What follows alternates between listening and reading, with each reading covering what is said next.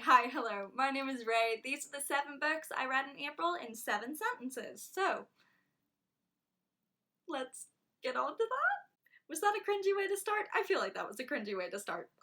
If you're new here, my name is Rachel. You can call me Ray, and I talk about books, and pretty much that's it. I don't really do anything with my life, bar reading and sometimes doing uni assignments, which I should be doing right now.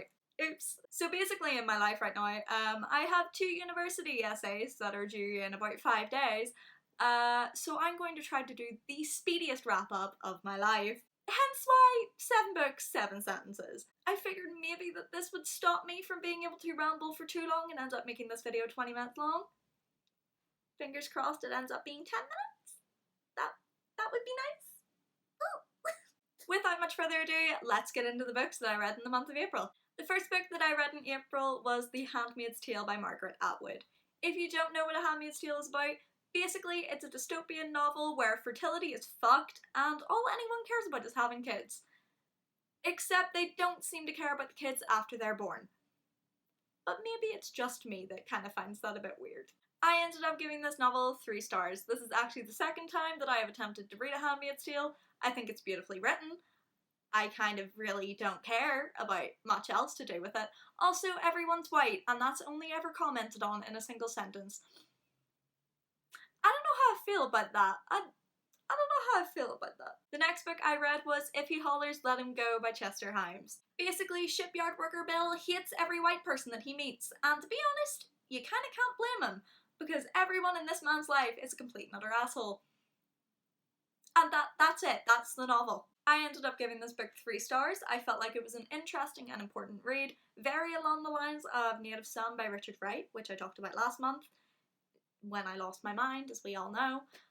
But yeah, it wasn't exactly an enjoyable read, but I think it is an interesting one and important nonetheless. So those were the 2 physical books that I read this month, and from this point onwards, all the books that I read were on my Kindle, because I told myself I wasn't going to read in April because I had essays to do.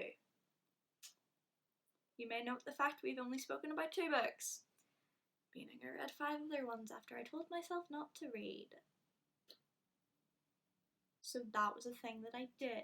The first of a series that I read this month was The Witches of Blackbrook by Tish Thar. Thar? I don't know. I feel like I'm not American enough to say her name, but let's move on from that. This novel is basically like the Hallmark Channel hired a Wattpad writer to remake Charmed and then went, hey, can you put a reincarnation plot in this? And I feel like that accurately describes everything that happens in this novel. I ended up giving it 3 stars. It was fun. It wasn't the best thing I've ever read, because I didn't understand the motivations for any of the characters, and they all kind of acted like crackheads. But can we be surprised from the Hallmark Wattpad thing that I explained to you that this is? However, I can't judge it too harshly because I ended up reading it in one sitting, mainly in the bath. I read a lot in the bath this month. I've been having pains, okay? I then went on to read The Daughters of Maine, which is the sequel to The Witches of Blackbrook. In this novel, the 3 sisters end up time traveling and somehow find themselves on an Indian reservation. I gave this book 2 stars. It felt weirdly racist. Do I need to explain more? Because I'm not going to. And then I wrapped up the series with Sisters of Salem, because even though the second book was folk, I kind of felt like I had to finish the series. I'm that kind of person, what can I say?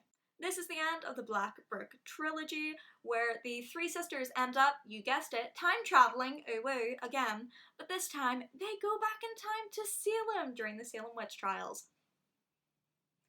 Woo! I ended up giving this book, you guessed it, 2 stars, because even though it wasn't as morally questionable as the second one, it just wasn't that great. In my humble opinion, remember, everything I talk about is in my humble opinion. You don't need to feel the same way about the books you read, okay? Also, it had a complete and utter Disney ending, which kind of pissed me off. The next book that I read this month, and I actually did like, was called The Stillwater Girls by Mika Kent, I believe is how you pronounce her name? Mika? Or Minka. Minka? Mika. Moving on. In this novel, two teenage girls are stuck in their reclusive cabin in the woods whenever their mother and youngest sister disappear. Also, at the same time, we're hearing a lot about a very rich couple who seem to be having marriage problems. I actually gave this book 4 stars. I can't even be like, what a weird plot. I actually did really like it, honestly. I really enjoyed the characters and I enjoyed the development of everything that happened. Saying that, did I kind of call every single plot twist that came? Yes, of course I did. Did I basically know from the very start what was going to happen? Yes. However, I liked it and I had fun reading it. And this is my rating, so I'm giving it a 4. I'm giving it a 4. The final book that I read in the month of April, hilariously enough, was called Lady April by Georgette Heyer. This is a Regency drama in which a rich man meets a not so rich girl. They get married, miscommunication ensues, and there's rumours of gold digging going on. Can you tell it piqued my interest? I ended up giving this book 4 stars because honestly, it was just what I needed to read at the time. It was lighthearted, it was funny, the miscommunication in it made sense in the overall plot, and I just enjoyed it. Also, the author's language throughout it was just perfect. It was what I wanted whenever I read the Bridgerton series because it felt accurate to the time and it was so funny. It was so funny. They ended up having a glossary at the back of the book that I just completely ignored. I just had a grand old time trying to figure out what everything meant in it. And that's it. Those are all the books that I read in the month of April. Is this video perhaps less than 15 minutes long? Is it perhaps 10 minutes? I hope it is. If you read any of these books, then please have a conversation with me about them. Did you love the books that I hated? Great, let's talk about it. Also, do you like this style of wrap-up? I think this was kind of fun. I think it was a little bit funky fresh. Because, kind of forcing myself to summarize all of my thoughts into one sentence feels a lot more productive, so to say, than my massive wrap-ups. However, I do really like my long-winded wrap-ups because I do enjoy having a wee ramble about books, so I do. But yeah, tell me your thoughts down below. Do you think I should continue doing this kind of wrap-up style, or do you prefer my older ones where I just ramble? If you like this video, please like it. There's a thumb. You hit it and it gives me serotonin. That would be lovely. You can comment if you have anything to comment about. And subscribe if you're not already. I'm assuming anyone who watches this is already subscribed because how else would you find me? Only people who are semi-dedicated in the strange journey of my life would ever watch these videos. But if you're new, hi. Do you want to stay for a while? That'd be cool. That'd be cool. Anyways, that is everything from me. I better get back to doing my essays. Okay, to be entirely honest, it's almost 6 p.m, so I'm gonna go eat sushi instead, and then I'll do my essays. That's it.